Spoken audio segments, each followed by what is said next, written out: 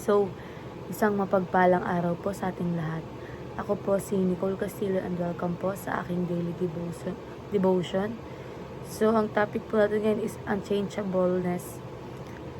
So, God's immutability means He never changed in being, attributes, purposes, or promises.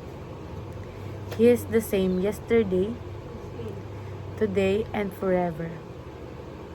God's character remains constant.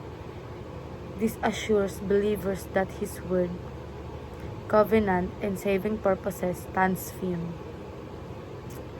While creation shifts and fades, God is the eternal rock and refuge who secures our confidence.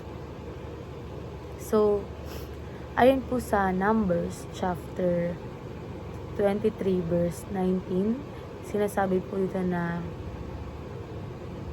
God is not human, that He should lie, not a human being, that He should change His mind.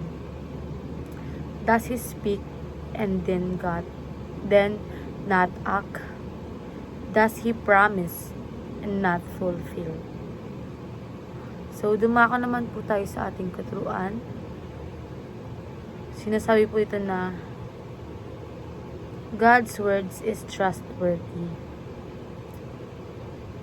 So, ibig sabihin, lahat ng nakasulat sa Bible ay totoo at maasahan.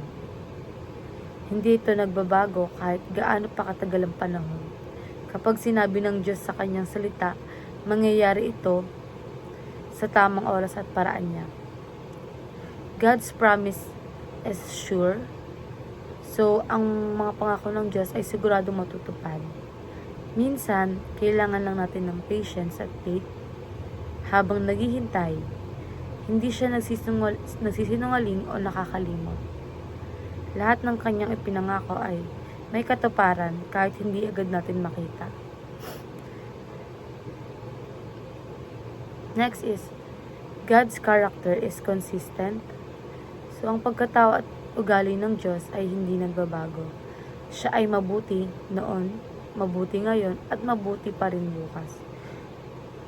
Kung siya ay napagmahal, tapat at makatarungan dati, ganun pa rin siya ngayon.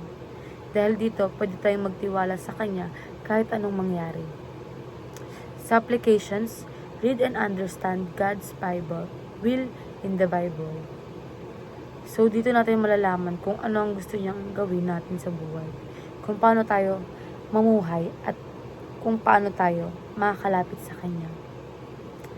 Rely on God's sovereign plan and promises. So, kahit minsan hindi natin maintindihan ang nangyari, alam natin na may magandang dahilan siya at hawak niyang lahat. And rest in God's constant nature and character. So, kahit pa bago-bago ang mundo, sitwasyon, siya ay nanatiling pareho, mapagmahal, tapat at makapangyarihan. And ayun lamang po, maraming salamat.